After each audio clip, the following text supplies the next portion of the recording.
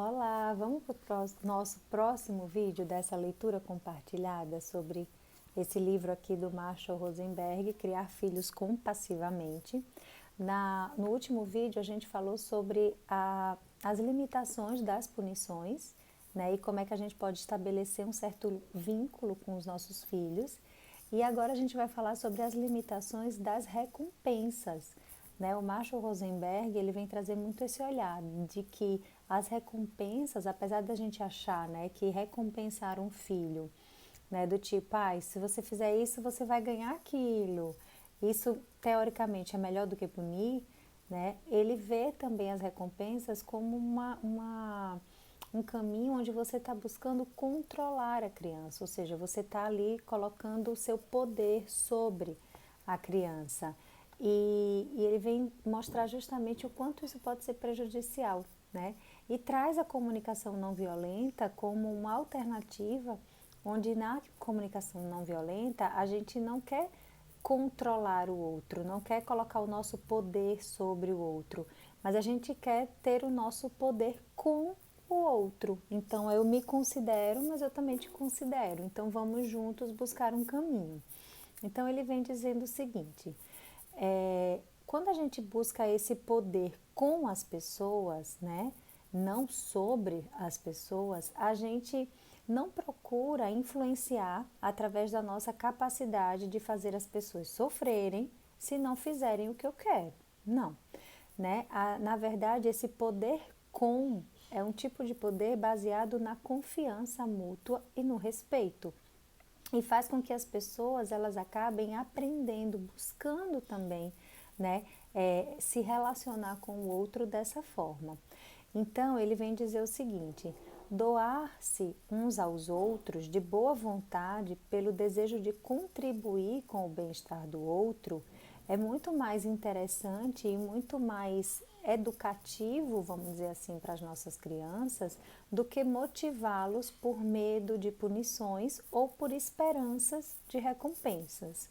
Então, é possível obter esse tipo de poder, o poder com as pessoas, quando a gente consegue se comunicar de forma aberta, onde a gente consegue falar sobre os nossos sentimentos, sobre as nossas necessidades, sem fazer uma crítica ao outro. Não é isso, não é esse o intuito da comunicação não violenta, né? Isso acontece quando a gente diz ao outro aquilo que eu quero, de tal forma que ele não vai ouvir isso como uma ameaça ou como uma exigência, mas eu vou me considerar, eu preciso me considerar nessa relação, tá? Então, em vez de imediatamente começar a dar conselhos, né, ou querer logo consertar uma situação, ou querer fazer chantagens no sentido de, se você não fizer isso, não vai ter aquilo, se você comer o jantar todo, você vai ganhar o pirulito. Então, ao invés de fazer uso desse tipo de comunicação com as crianças, ele vem, né, dizer que a gente consegue ter uma comunicação mais assertiva quando a gente coloca para a criança, né, como é que eu me sinto, mas eu também considero como você se sente e vamos juntos então encontrar algo que seja respeitoso para mim e para você. Então esse seria o principal sentido, o principal objetivo dessa comunicação não violenta. Então, para muitos pais, esse modo de se comunicar é tão diferente que eles pensam às vezes assim: não me parece natural falar dessa forma com meu filho. Né? Por uma incrível coincidência, um escrito de Gandhi, né, caiu nas mãos do Marshall Rosenberg nessa época e ele leu a seguinte frase: não confunda o que é natural com o que é habitual. O Gandhi explica, né? Com frequência nós fomos educados a falar e agir de modo bastante antinatural.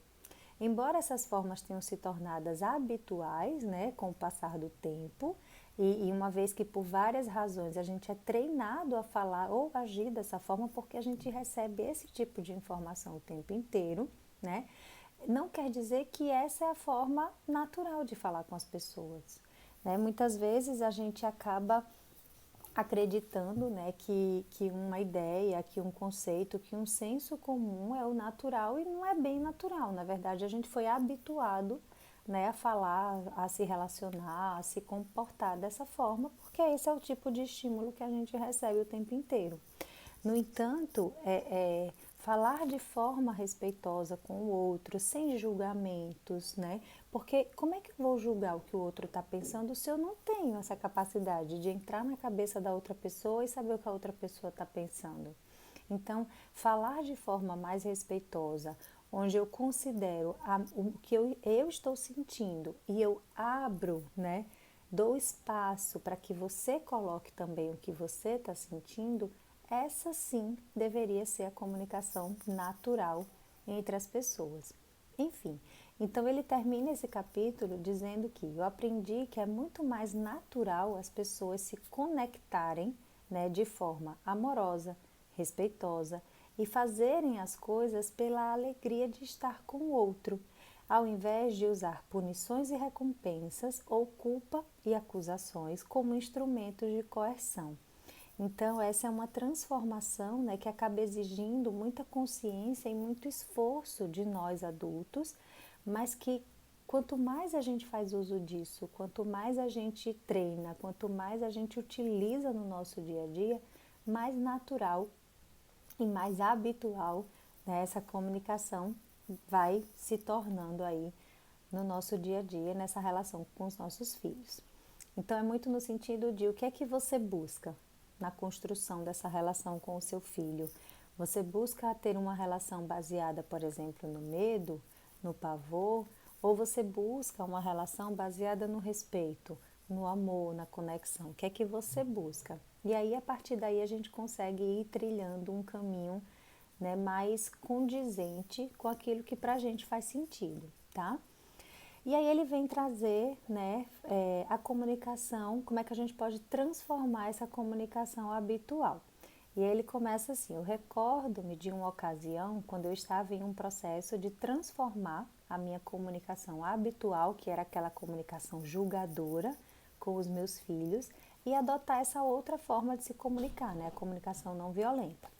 E ele disse que naquele dia ele estava tendo um conflito com o filho mais velho e estava demorando muito para conseguir falar para o filho, né, aquilo que ele gostaria de falar sem usar aquela comunicação habitual que ele era acostumado. E ele disse que quase tudo que vinha na cabeça dele espontaneamente era alguma afirmação coercitiva, numa forma de julgamento. Então ele não estava conseguindo ali encontrar as palavras naquela situação e o filho lá na frente dele esperando, enfim, e aquilo ali rolando. E aí ele disse que teve que parar, respirar fundo e pensar em como é que eu vou conseguir acessar as minhas necessidades para eu poder comunicar isso para o meu filho. E isso foi demorando, até que ele foi ficando frustrado, né? Porque o filho, né, foi ficando frustrado, porque o amigo dele estava esperando ele e foi logo dizendo: pai, você está demorando muito para falar. E aí ele disse assim: eu vou te dizer o que dá para dizer rapidamente. Faça do meu jeito ou eu acabo com a sua vida. Ele foi lá e deu aquela ameaçada linda, né? E aí o filho disse assim: não, tudo bem, pai, demora o quanto você quiser e eu vou esperar aí você pensar para a gente poder conversar de uma outra forma. Então, as crianças, os adolescentes, os nossos filhos, eles vão percebendo que quando a gente vai mudando a nossa forma, né, de se comunicar e a gente vai conseguindo encontrar uma forma mais respeitosa, isso é gostoso, né? Eles vão buscar isso. E a partir do momento que isso começa a se tornar mais habitual no nosso dia a dia, né, eles também vão modelando esse tipo de comunicação, eles também vão aprendendo a se comunicar com a gente dessa forma. Então, ele disse o seguinte: ao me comunicar com os meus filhos, eu prefiro demorar e falar a partir da energia da minha escolha, ao invés de responder por hábito, né, de forma rápida, né, da forma que eu fui condicionado a fazer se algo não estiver em harmonia com os meus valores. Infelizmente, não isso a gente acaba, quando a gente faz esse tipo, usa esse tipo de estratégia, a gente é muito bem recebido, né, pelas pessoas que estão à nossa volta, porque muitas pessoas não entendem e eles têm a tendência de olhar para a gente também de forma punitiva e julgadora, como quem dissesse assim: você vai deixar o seu filho fazer isso? ou você não vai fazer nada, né? Quem nunca, né, precisou ou passou por uma situação parecida. No entanto, ele diz o seguinte, que lembra de um jantar de ação de graças, onde ele estava ali se esforçando para conversar com o filho mais novo dele de uma forma respeitosa, e não estava sendo muito fácil, porque o filho estava testando ali até o limite dele, mas aí eles que não teve pressa, respirou fundo, tentou compreender quais eram as necessidades, né, dele para se expressar de uma forma respeitosa. E um outro membro, uma outra pessoa da família que estava observando ali a conversa com o filho, chegou perto do ouvido dele e disse assim: se fosse o meu filho, ele lamentaria ter dito o que disse. E aí, obviamente, né, esse parente estava lá querendo dizer para ele, olha só, fala logo isso, ou faz logo alguma coisa para que ele se arrependa do que ele disse ou do que ele fez. E ele vem trazer isso porque realmente esses são os olhares que a gente recebe. As pessoas não conseguem às vezes entender que quando a nossa criança está se comportando de uma forma mais desafiadora, aquilo ali, na verdade, está mostrando para a gente, ele está querendo comunicar algo. O comportamento nada mais é do que a comunicação da criança, principalmente se for uma criança menor. Então, mas a sociedade que a gente vive, ela ainda tem uma cultura muito enraizada de que se o meu filho está se comportando mal, ele precisa ser punido por isso, né? É preciso que o adulto vá lá e faça algo para que ele pare, cesse aquele comportamento aqui e agora. Só que quando eu faço isso, gente, eu perco, né, a oportunidade de ensinar algo à minha criança. Na verdade, eu só vou lá agir, né, com a punição ou com a recompensa. Ele vai sentir medo, ele vai parar, mas ele não vai aprender nada com isso. Ele vai repetir esse comportamento tantas outras vezes, né, que forem possíveis, e eu precisar cada vez mais aumentar o meu nível de punição ou de recompensa para que a criança vá atendendo aquilo ali. Então, ele vem dizendo o seguinte: eu já conversei com inúmeros pais e mães que tiveram experiências semelhantes, né, de que eles tentavam falar com as crianças de uma forma mais respeitosa e o entorno, né, não via isso de uma forma muito legal, via isso e começava a criticar. E ele diz que as pessoas muitas vezes confundem, né, a comunicação mais assertiva com uma comunicação mais permissiva. No entanto, não é isso. A gente precisa defender que a direção que a comunicação não violenta prega é que nascem de duas pessoas que confiam uma na outra e não de uma pessoa que impõe a sua autoridade à outra. Então, a partir do momento que eu consigo construir uma relação com o meu filho onde ele confia em mim e eu confio nele, né?